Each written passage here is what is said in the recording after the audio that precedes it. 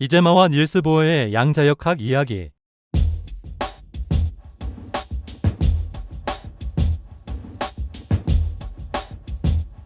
원자핵을 구성하는 양성자와 중성자는 그 대칭입자 혹은 짝입자인 반양성자와 반중성자를 가지고 있습니다. 이를 원자핵의 사상 4가지 형태라고 합니다. 그러므로 물질을 구성하는 원자와 원자로 구성된 물질은 모두 사상으로 구성되어 있습니다. 입자는 물질을 구성하고 있고, 그러나 반물질은 사라졌다고 하지만 반물질을 만들기 위해서는 물질이 필요하기 때문에 양성자 또는 전자의 충돌 실험, 즉 반물질은 물질 속에 존재하기 때문에 반물질이 완전히 사라진 것이라고 볼 수도 없습니다. 상생성이란 높은 에너지를 가하면 에너지가 질량을 가진 입자 물질과 반입자 반물질 쌍으로 변하는 것입니다. 즉, 에너지가 물질과 반물질이 되는 것입니다. 물론 쌍소멸처럼 반대의 경우도 가능합니다. 이러한 현상은 입자 가속기에서 흔하게 발생하며 또한 입자 가속기의 존재의 이유입니다. 이것은 반물질이 다른 형태로 존재할 수 있다는 의미이며, 반물질은 우주 초기에나 잠깐 있었던 것이 아니라 지금도 양전자 단층 촬영 PET를 통해 양전자 반물질을 수없이 만들어내며 의학 분야에 활용하고 있습니다.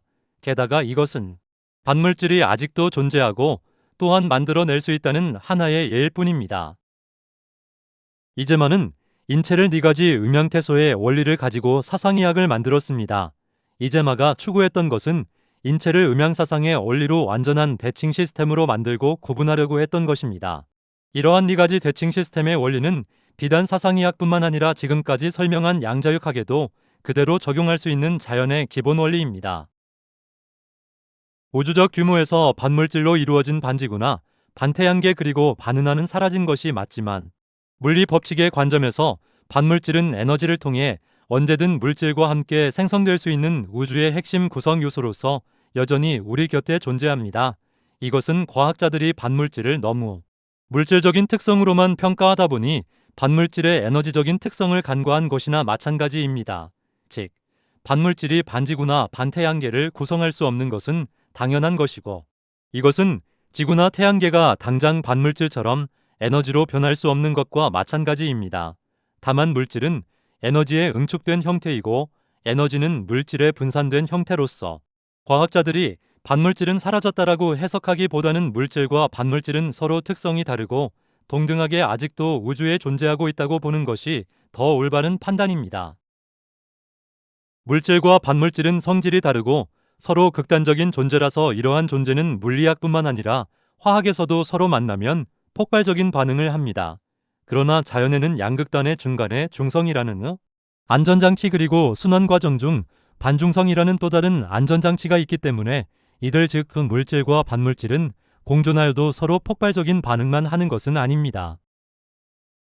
그러므로 물리학과 화학의 양극단의 양성과 음성의 폭발적인 반응과는 달리 지금의 자연과 우주는 안정적으로 구성되고 작동할 수 있는 것입니다. 만약 중성과 반중성이라는 안정장치가 없었더라면 당연히 자연과 우주는 물질과 반물질이라는 양극단의 폭발적인 반응에 의해서 아직까지 현존할 수 없었을 것입니다. 물질과 반물질 그리고 중성 또한 순환 과정에서 나타나는 반중성의 사상 시스템은 이재마가 사상의학에서 인체를 비유해서 설명하던 우주의 대칭성의 원리가 됩니다. 이를 풀어보면 양성, 중성, 반양성, 반중성의 사상 시스템과 사상 순환이 됩니다. 이는 곧 우주 만물의 상징인 태극기의 원리가 됩니다.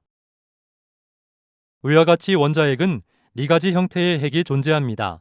이들은 원자핵에서 서로 다른 체질을 가지고 있으므로 사상 체질처럼 완전한 대칭적인 관계입니다.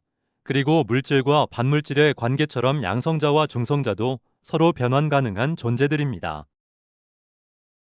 양성은 양성자, 중성은 중성자, 반양성은 반양성자, 반중성은 반중성자라고 할 수 있고, 이렇게 되면 원자핵을 구성하는 사상 시스템이 하나의 태극순환이 되어 원자핵을 구성하고 있다는 원리가 됩니다. 그리고 이러한 사상은 더 이상 그 수를 줄일 수도 없고 늘릴 수도 없는 우주의 기본 자료가 됩니다. 이들은 완벽한 대칭성을 가지고 있기 때문에 사상의학, 태극기, 원자핵, 양자역학은 하나로 통합이 됩니다. 이것은 어쩌면 닐스 보어가 생각하던 양자역학과 태극의 공통점일 수도 있고, 아마도 양자역학의 아버지 닐스 보어는 이미 알고 있었을 것입니다. 앞으로 이러한 사상 시스템은 양자역학을 넘어 나아가 물리학을 하나로 통합할 수 있는 과거의 과학 철학이자 동시에 미래의 새로운 물리학이 될 것입니다.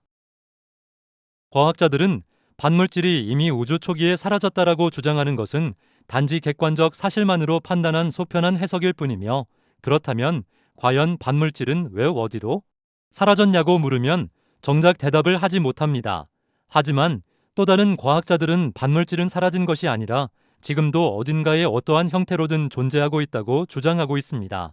즉, 반물질은 물질이 아닌 다른 형태로, 예를 들면 에너지나 파장 등의 다양한 형태로 지금도 공존하고 있다는 것입니다. 그러므로 물질과 반물질은 양성자, 중성자, 반영성자, 음성자, 반중성자의 사상 시스템이 되어 원자핵을 구성하고 있다고 보는 것도 일리가 있는 판단입니다. 결국 물질과 에너지는 공존하며 동시에 물질은 에너지가 되고 에너지는 물질이 될 수 있게 됩니다.